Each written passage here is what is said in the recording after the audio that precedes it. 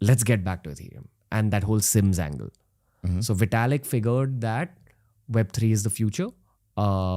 Decentralization is the future.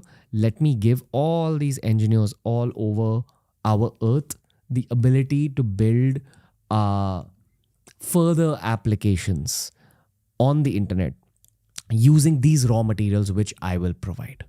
But in order to use these raw materials, those engineers have to buy my token called ETH. Right.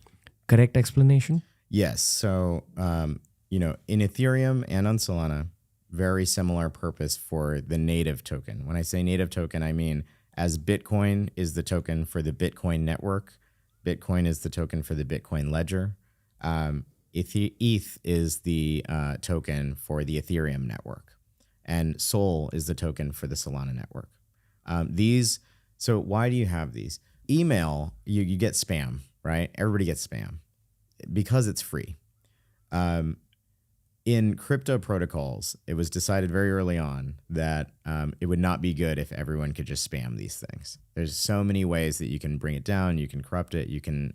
There are many attack vectors if it's just free. You need to be able to pay it somehow. But remember, there's no central company that that you pay. Who do you wire the money to, right? So instead, you can think of tokens as credits to be able to access and use the products and services on these networks, and to pay the network for its usage, which then limits spam. So Anatoly, who designed Solana, often says that tokens are just spam resistance, right? So in Ethereum, you use the ETH token to pay gas. Earlier, we talked about a borrow-lend protocol. If we created a transaction for me to lend money to you through that protocol, we would also have to include some ETH, right? That's how we would pay our fee for using the Ethereum network. Right. That would then go back and pay validators. And that's where That's what gas is? That's what gas is, yeah. But it's denominated in ETH, right? Gotcha. Yeah. And on Solana, it's the same thing. We have transaction fees, but they're about 1/10,000th of the Ethereum fees. It's much, much cheaper. It's almost free, but they still exist, and they're denominated in Sol. Gotcha. Yep. Firstly, I want to congratulate you, man. Like, people speak very highly of everything that Solana is doing. At any tech conference that I go to, Solana is always brought up. Because you're Indian, you come up in a lot of Indian tech circles as well. It's just brown boy pride. But when did Vitalik launch Ethereum? I think that was in 2014. Okay. Yeah, Bitcoin was 2009. Ethereum was 2014.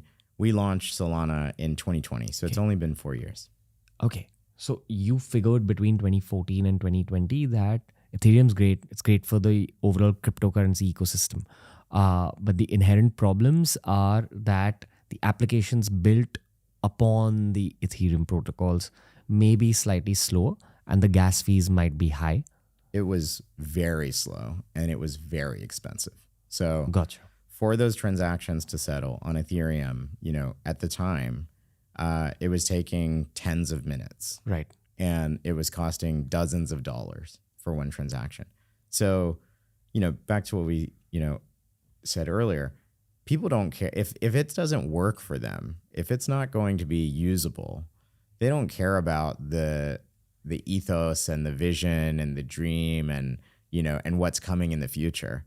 They stop using it. They just don't. What they say is what so many Indians have said. I'll check back in 5 years. Maybe it'll be ready then, right?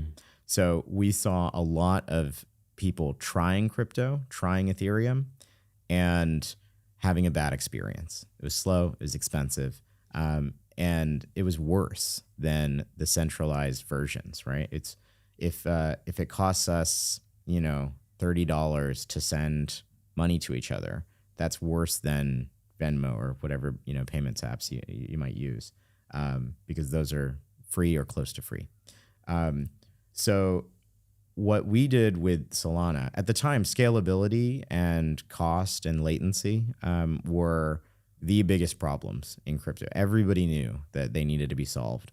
it's going to be hard to not get technical, but but the whole industry was focused on a technique for scaling that's called sharding, which means Sharding. sharding Oh, with a okay. with a D. Gotcha. Yeah. So the idea in sharding is that you can split the network up into many networks that all just talk to each other, right? Gotcha. And so that's the path that Ethereum has taken to scaling, which is there are now these things called L2s, which are like little new copies of Ethereum that all work with Ethereum, the original, and you can go pick which one to use, and then It's like a country dividing its geography within states and giving power to state governments. right. The problem that we saw with that design would be, well, which state should I use? Because this is not territory. It's not based on where I live.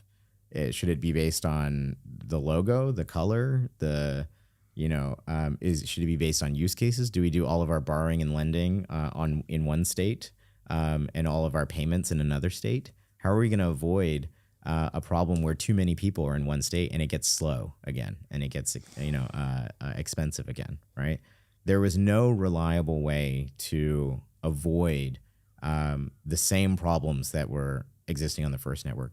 So what we said is we have to scale one network, and it has to be fast and cheap and non-sharded, not non-divided. There are many ways to say it, but we use the word single global state machine. It's one set of state. It's not divided. Why this is beneficial is, as a developer, there's one network that you build on. If you have an account, you're not asking which state am I in. There's one network. There's one state. If there's a borrowing and lending protocol, it happens in that one state.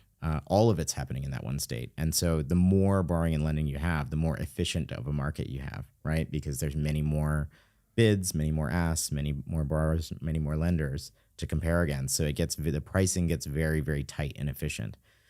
That was really important. The same is true of something like payments. You don't want to have a payments app where I have to ask what state you're in before I can send you. I just want to know that your address is in my state, right? Right. So these principles were ones that we said we will not deviate from them, and we'll find the way to make this a performant, fast, cheap network.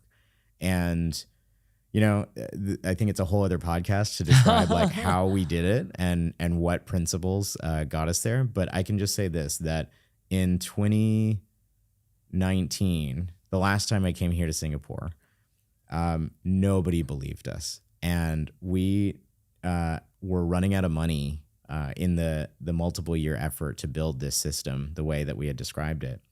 And we needed money to give ourselves multiple shots on goal to actually launch successfully. And we told everyone in the industry what we were doing, what we were building, the progress we'd made. And we were just a few months away from launch, and we just needed a few $1 million. Not to get there, but to be confident that we would have enough afterward to just follow through. And we got $0. The last time I was here in Singapore 5 years ago, I probably had 200 meetings and got $0. Nobody believed it would work. And if it did work, nobody believed that we could eat into Ethereum's market share because it was so strong. They had 100% of the market. Everybody used Ethereum, and it was. And you're targeting the same customers from a software development standpoint. At the time, yes, but now new developers come from many walks of life, and and I talk to builders all the time that tell me they wouldn't be building in crypto if it weren't for Solana, which means to say they didn't decide, oh, let me go build on Bitcoin or Ethereum, or let me go build in crypto, and then they got sold onto Solana, which means we're competing. It means they see what is now possible with Solana being so fast and cheap, kind of like broadband internet, right? There were some people that probably had the idea for YouTube and video streaming, but when dial-up was the internet that everybody had, and it was, 56K, it would take, 30 hours to get a 10-minute video downloaded. It just never made sense. When broadband rolled out, it made sense. You could have instant streaming and instant buffering, right? And so this whole, new wave of companies got built based on that unlock. That's what we see with Solana right now. Gotcha. And everything that we spoke about Ethereum, where Vitalik's mind created the tools for other developers to develop Web3 based softwares. The basic skeleton is the same, but the product is more efficient, quicker, way cheaper. Yep. Far faster and cheaper and more scalable than Ethereum. So just to put context around that, Ethereum, the original network, right? Not the many states built on top of it, but the original state. And Bitcoin is in this category too. Bitcoin can do about 7 transactions per second globally. That's it. If it's more than that, then the fees will go up or it'll get slower. With Ethereum, it's about 14 transactions per second globally. If it's more than that, fees go up, the gas goes up, or it gets slower. Solana has been, we've seen it with real transactions from real users hitting 10,000 transactions per second. Gotcha. And it's capable of much more than that. Way, way faster and cheaper. Got it. Again, on a primal level, I look at software development like sculpting. And the more skilled you are as a sculptor, the better your sculptures will be. The more skilled you are as a software developer or as a collective unit, the more fine-tuned, more efficient your software will be. So you guys as the co-founders of Solana have been able to sculpt something very efficient. It's a good quality product. And for a developer to be able to use Solana's raw materials to build their own applications, they have to buy into Solana through the tokens.